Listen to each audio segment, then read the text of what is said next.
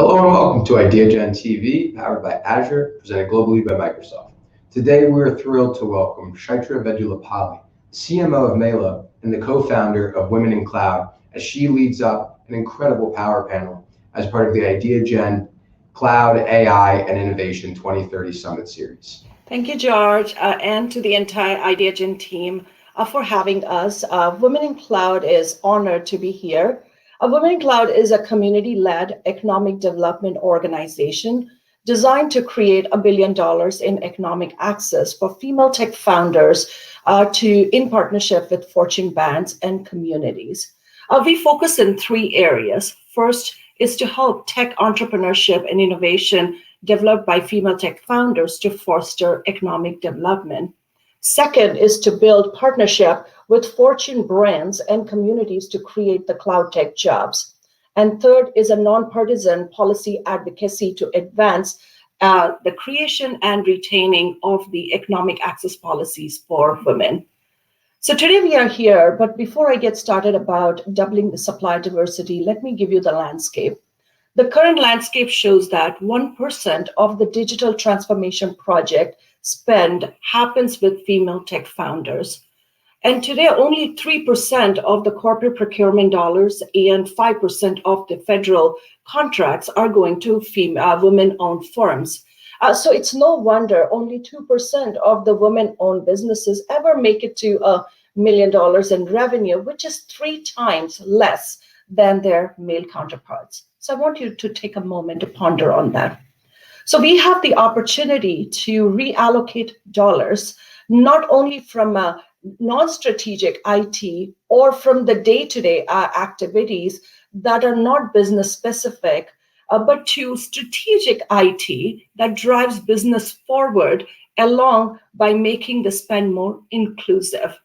Today, we are here to educate you to learn about the point of view from a female founders and share new ways of creating access while doubling the supply diversity through the digital innovation in the procurement ecosystem.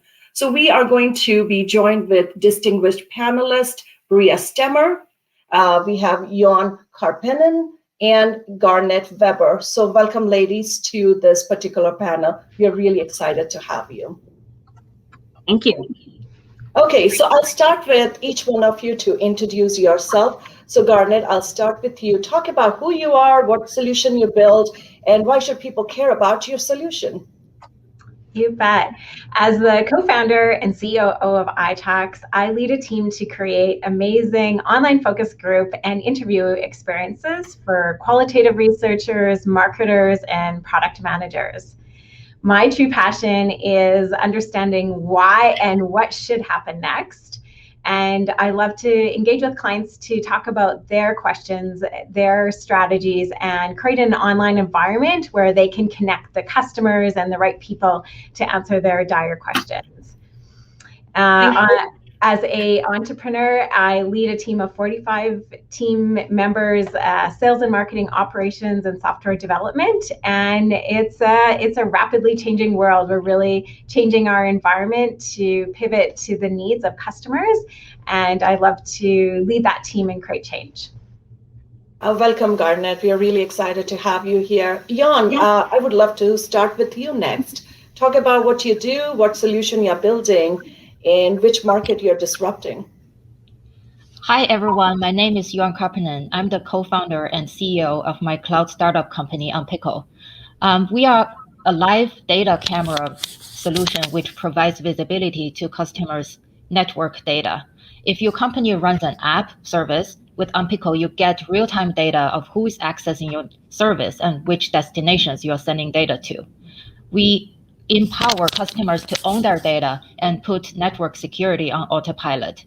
With our cloud solution, we enable customers to get control of their cloud or on-premise data anywhere they are with their mobile phone. The impact we are trying to bring to the society is to redefine network privacy management and provide our customers with more granular privacy control, and also provide a brand new perspective to provide cybersecurity, which empowers end users for self-defense. I'm very honored to be here to join this power panel. Thank you. Thank you, Yuan. Brea, you are next. Tell about your company and what you're doing and changing the landscape for creating diverse jobs in the ecosystem. I'd love to, Chaitra. So my company is called Lions and Tigers. I'm the founder, and we are disrupting the talent marketplace. So we come into enterprise and tech organizations, and we build bridges to flexible and fractional work with high impact consultants. This business was built out of some discrimination that I experienced, and it felt like there was just no path for women and our BIPOC community to find opportunities in these large enterprises to disrupt the way in which they work. And so we offer that solution. So we come alongside leaders and organizations, and we build out strategic planning work. We do change management, operations, project management, and marketing. And so we surround an organization and ensure that they have the highly skilled workers they need for the kinds of transformation projects that everyone is after right now. Thank you, Brea. It's such a delight working with you closely on so many different projects. It's been fun to see. So I have this question to all three of you is, as an entrepreneur, we are working on doubling the supply diversity in the Fortune ecosystem in Fortune brands. What does it mean to each one of you if you land these contracts? So Brea, I'll start with you first. Okay, so Chaitra, I remember our first $1 million deal that we won. And this was for us, just to put it in context, we're a 3-year-old company, so we're still relatively new.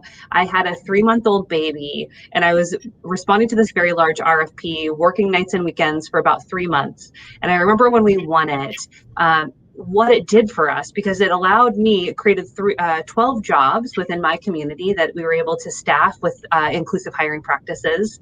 And it built the kind of financial security that I needed to hire operational staff on my side. So these agreements are so important for companies like mine, early stage companies like mine. And I have to show you a picture because we just won the Diverse Supplier of the Year award with this particular relationship. And I have to show you this picture.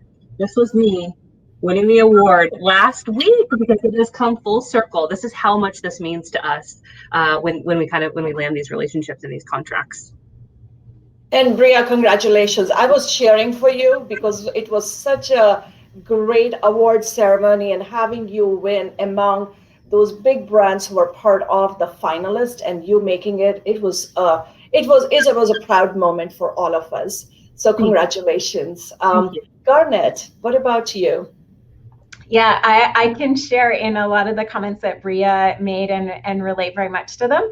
I can share an experience we had where we landed a contract with Mass Mutual, and it was such a turning point for our company. We were able to hire additional staff. They pushed our innovation. We were customizing our mobile app to meet their needs, and it created that innovation that was really helpful.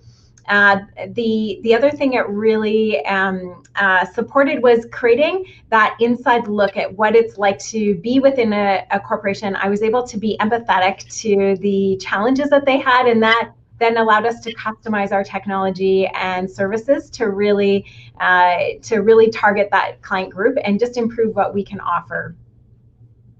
Thank you, Garnet. The theme is all about job creation. That's what it's resonating. Yuan, what about you? So first of all, it means the validation.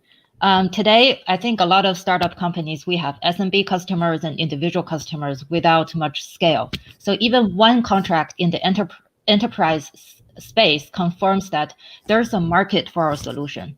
For a lot of startups and, especially women-led startups, the validation is really important. That's, the reason for us to exist in the market. And second, it also means the shift of strategy. It marks the new milestone that we will focus on how to scale our solution. We'll need to think how to keep a balance of how much we tweak our product to meet the specific needs of an enterprise customer and enhancing the general feature set for broader customer base. So with limited resources, these decisions become very essential for the future direction of our company. Thank you, Yuan. Yes, so I completely agree with all the point of view you're making, right? Is the validation, creating security, stability, and to create jobs. And that's, I think, the more companies will start to kind of pay attention to that one, is it changes the lives of many people. And when they look at is, what can I do to help advance women? I say invest in women entrepreneurs, because that's the best thing you can do. And the enterprise opportunities is the fastest way to create $1 billion in impact. So each of you are trying to break into the corporate supplier diversity programs in the Fortune ecosystem. I want all of you to paint a vision to the audience so that they can actually really see what it means if they become our influencer. Is what should the world will look like when you win these opportunities? And what is the kind of business impact that we can create when you are landing these economic opportunities with Fortune company? So I'll start with you, Garnette. Sure. Securing the opportunity to work with enterprise clients creates lasting benefits for a whole wide breadth of people. We have the chance to create jobs and diverse. Over half of our staff are female, and so we're able to create those opportunities, which then in turn allows us to invest in software development and continue to enhance the technology. We're able to drive that innovation and listen to the clients. It gives us a new opportunity to work with larger clients and to really improve our innovative processes. It also creates leadership and advancement opportunities for our staff. And so I think of itracks as a family, and by investing into an entrepreneurial company, you then invest in that company family, but also their families in turn, and it creates generations of access to the economic benefits and career and advancement benefits that really create a better ecosystem. So true, Garnette. Brea, what about you? I love that sentiment, Garnette. You know, we are all reading these headlines about women dropping out of the workforce. We know that by the age of 35, 50% of women will drop out of tech. And it's not a mystery. We're all, we're raising kids. I'm sitting in my kids' bedroom right now. I mean, we are multitasking. We are trying to show up in our best selves, but we know that this trend exists. We also know that there's this massive move towards freelance and entrepreneurship happening simultaneously. And so I really believe that leaders within these enterprises do want change and do want to understand how to empower inclusive workforces, because if they have read any HBR article, they know the kinds of outcomes, business outcomes they get when they have inclusive communities. This is why, my company, for instance, is 75% mothers and dedicated to giving 30% of our hours to the BIPOC community, because it is what our clients need and are asking for. They want to see this workplace change. So I'm a bit of an optimist and an idealist when it comes to the way we hope the world looks going forward. And I'm on a very specific mission to drive more empathetic and authentic workplaces. Thank you, Brea. Yuan, what about you? Since Onpico is in the cybersecurity industry, I can say that for software cloud technology, women is a fraction of the workforce. And then in network security, cybersecurity space, women is even a smaller fraction. When it comes to women decision makers in the cybersecurity space, we are almost the smallest population on Earth. So relationship, network, human capital building is an uphill battle for us from the get-go. So we need to pay efforts to build the network. That's birthright for male entrepreneurs. So diversify the supplier network is also to diversify the industry that needs to have a richer profile for innovation the most today. Thank you, all of you. That was very insightful to paint the vision. I want to go into where we can educate the audience, because many people think that it's very easy to get into the Fortune brands, and there's not a whole lot of effort you have to take. But right now, the cloud category is a new category of procurement products that the companies are trying to acquire. And since you're in the ground, what are you seeing is what is stopping the Fortune brands to engage with diverse suppliers, especially women, to support the digital transformation projects? So Brea, I'll start with you. I think fundamentally this comes down to trust. We've talked a little bit about product market fit so far on the call, but really this is a trust business. And sometimes there are, ways in which procurement can be done to eliminate bias. Blind RFPs, for instance. We certainly know, Chaitra, we've talked a lot about some of the requirements for businesses like ours to even be able to show up in a procurement landscape, things like business insurance, being certified as a women-owned business. There are these systemic barriers to us even being able to walk in the door. But you can certainly imagine a world where there might be some competition over entrepreneurs like us. Maybe it's through marketplaces where we're able to showcase our solutions and mitigate some of that trust and access that are fundamentally keeping us out from even being able to have a shot at walking in the door.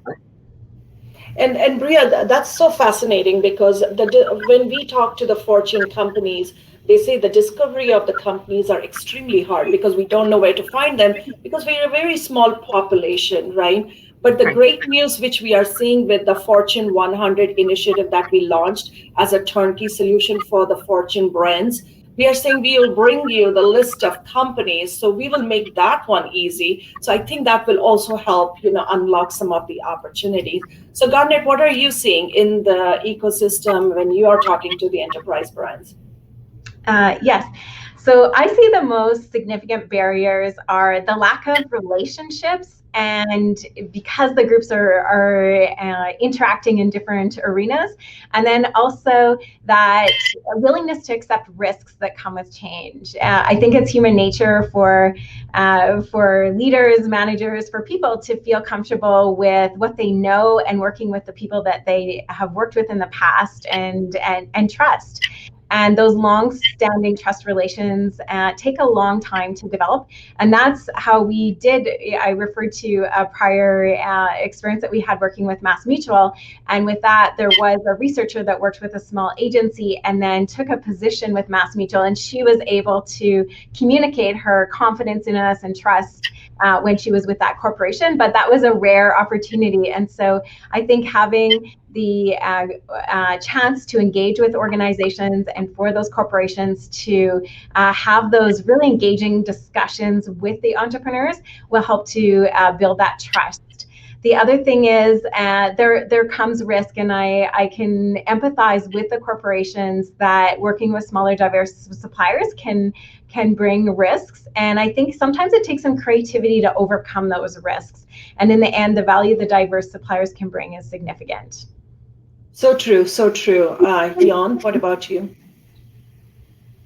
So cloud is relatively new today, and it's become a disruptive phenomenon impacting a lot of businesses and consumers and the service providers that deliver them. And this includes lots of, cloud solution providers, managed service providers, and system integrators. And with that comes a whole new set of new standards, governance, and SLAs that are making it even harder for diverse suppliers to meet the new standards. And also during the last couple of years, during the pandemic, we don't have the physical interactions that make it even harder for us to build relationships with enterprises.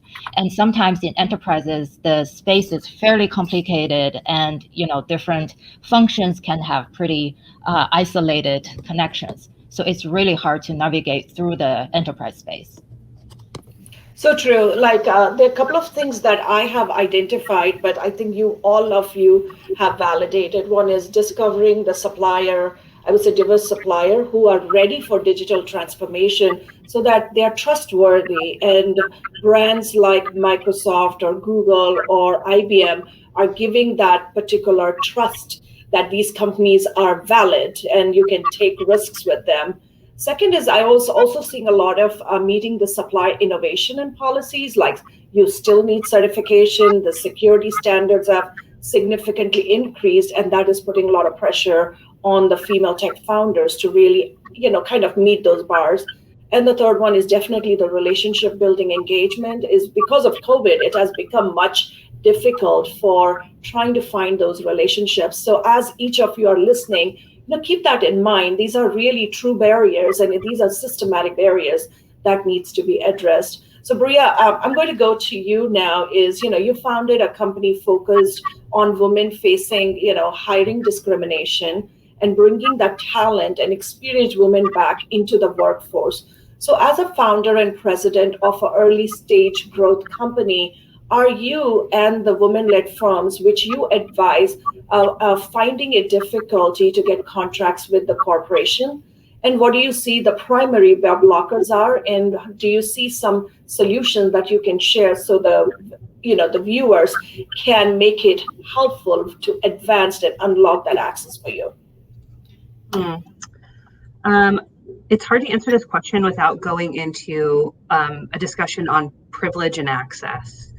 So for my company, Lions and Tigers, I would say we're having a lot of success in finding like-minded clients who appreciate our vision, hence the fast-growing part. But for others I counsel, and for those that are trying to land work or launch their entrepreneurial solutions, it's not the same. It's not always the same. And that's not because their solutions aren't great. It could be a product market fit situation. It could be an access situation. So there's a few blockers that I'm constantly either advising folks to work against or to be mindful of. And we've talked about a few of them here. Certainly access to decision makers is one of them. And networking being a key way in which we gain access to these decision makers and validate product, right? Like, so going into our potential customers, virtual offices and sitting across the table from them and really trying to empathize and understand where they're at. Garnette mentioned that earlier, and what a critical component that is for us to be able to have the foresight to know that the procurement process is worth it. Like, do we have a buyer on the line already? And then the knowledge of the culturally appropriate business development then becomes the next thing that founders need to focus on. What is the way that it's appropriate to procure that work across these enterprises that we're talking to? Is it appropriate to email or call or to send something physical? All of those things are nuances that we don't know, that are disadvantages to us to be able to get our solutions seen.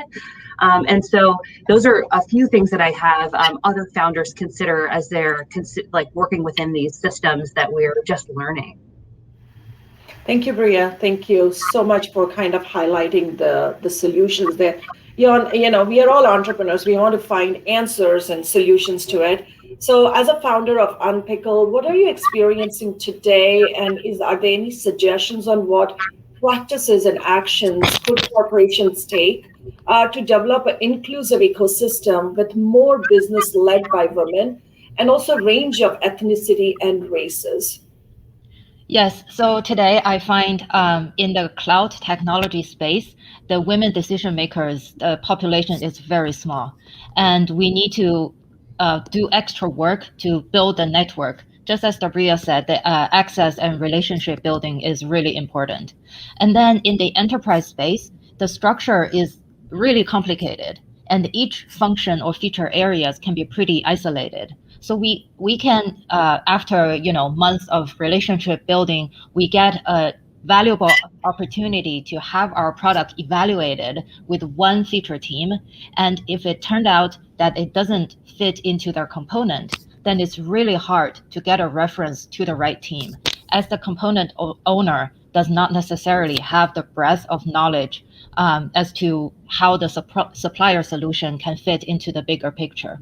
So my recommendations would be for enterprises to diversify your workforce. We already know that teams comprised of employees from diverse backgrounds perform better than those from similar backgrounds. So the same principle applies for supplier network. And another recommendation would be to have a champion from the enterprise supplier network to help diverse suppliers navigate through the complex enterprise setting and mentor them through to meet the standards in order to operate in the enterprise space. Thank you, Yuan. That one was very, very insightful. Garnette, I want to talk about you because as the CEO of itracks, you have won many opportunities in the small and medium-sized ecosystem, and now you're really, pivoting your business into the enterprise ecosystem by partnering with the Women in Cloud. So, as you're trying to break into that corporate diversity programs, what would you like to see the companies to create access for you, and how should they go about creating access for you? Sure. So I think it's a huge investment on the smaller company as well as the enterprise, and I think everyone needs to commit to taking that it's important and it's worth it. And where I see the risk for the small businesses is it's such an investment in the sales and procurement process. And sometimes if you start down that path and you discover that the solution isn't the most ideal fit, or there isn't a champion within that organization to implement it and drive the value from it, it can be a disappointment. The other experience I've had is when you have that advocate and it is an ideal fit, it can create a really long-term excellent solution and partnership with that organization.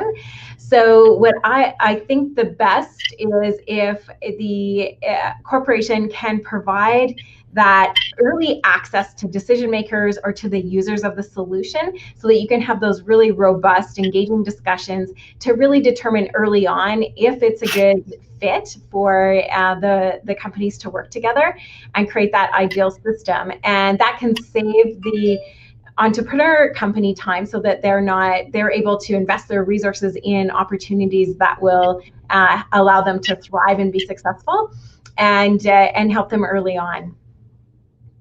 Sure, it is very insightful. You are validating what the entire Women in Cloud ecosystem of entrepreneurs are saying, that we want more Fortune companies to really unlock access and really do business with them. And Brea, you have been really recognized as the most visionary leader, and you have successfully won some strategic contracts with the corporation.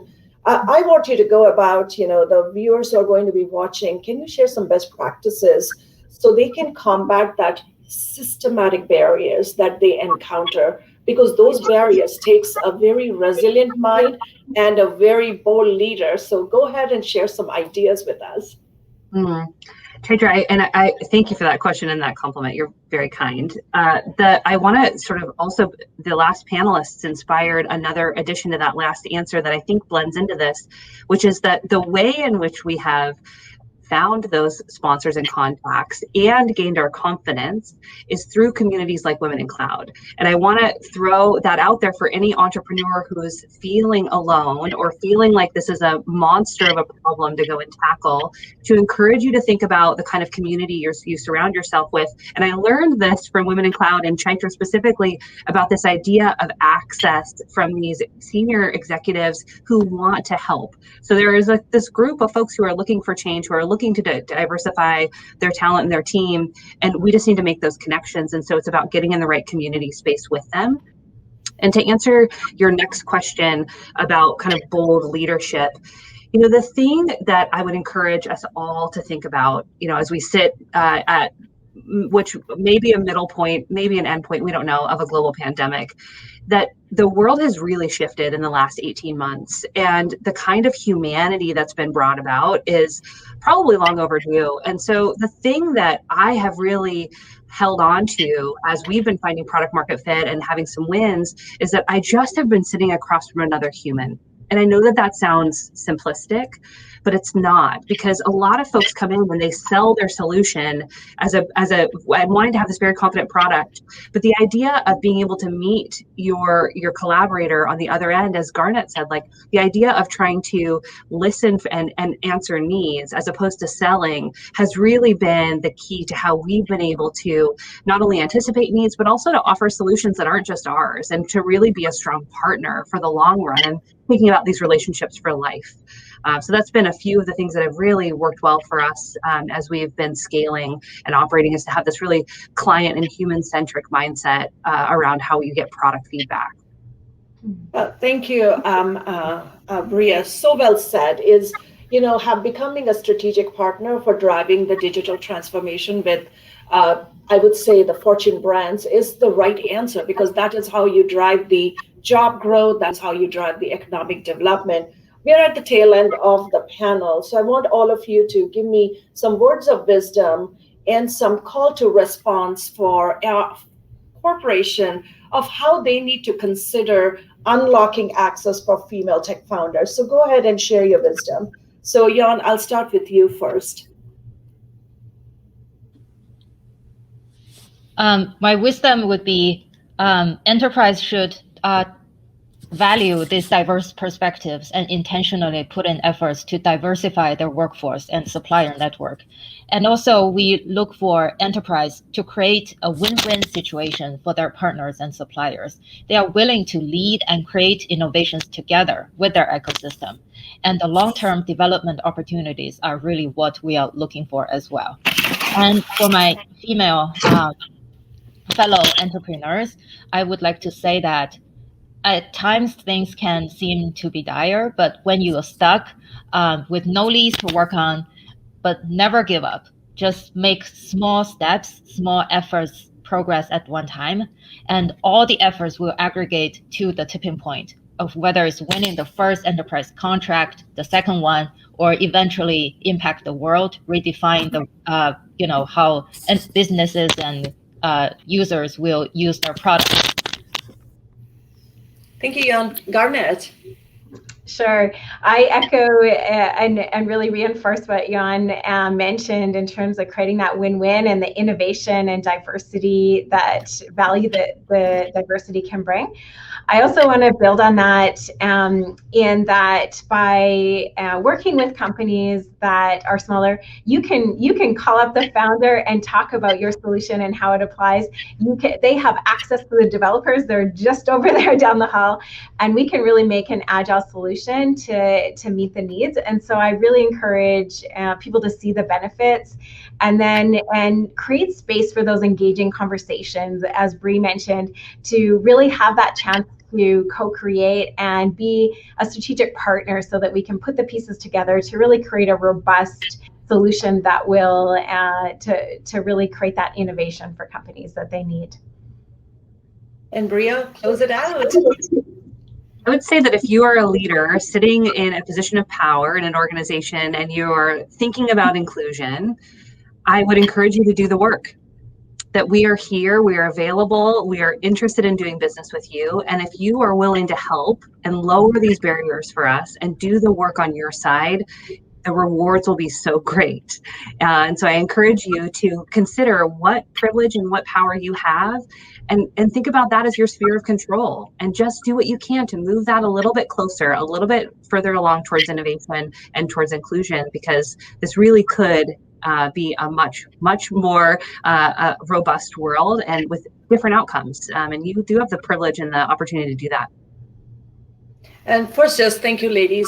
What a inspirational content and also real solutions that can be implemented right now at this time. So here are some of my takeaways from here is, as a Fortune brand, thinking about inclusion, there are real systematic barriers. So as leaders, please take responsibility for really unlocking access for women in your organization and in your networks. The second thing I truly believe is, if you're thinking about a talent network expansion, there's a huge talent pool that are female tech founders who can come in and address the market that you want to create an inclusive ecosystem. And third is really think about co-selling, co-marketing with us to really create the new inclusive economy that we all desire. So again, thank you, ladies, for doing a fantastic and fabulous work.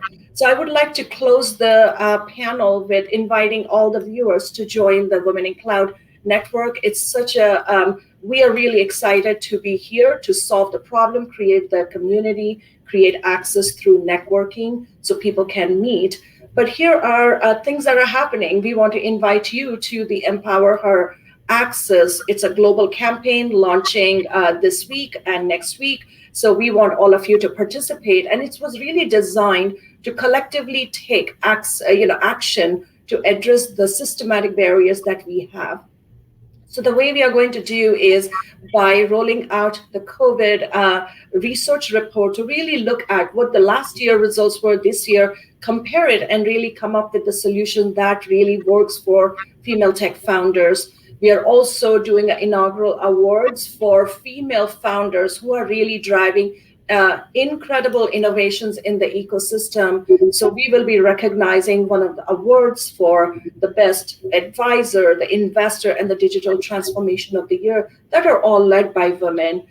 We will be doing a spotlight of influential people who are really driving a economic access movement in the tech industry. And for every corporation who is ready, please pledge and show your support.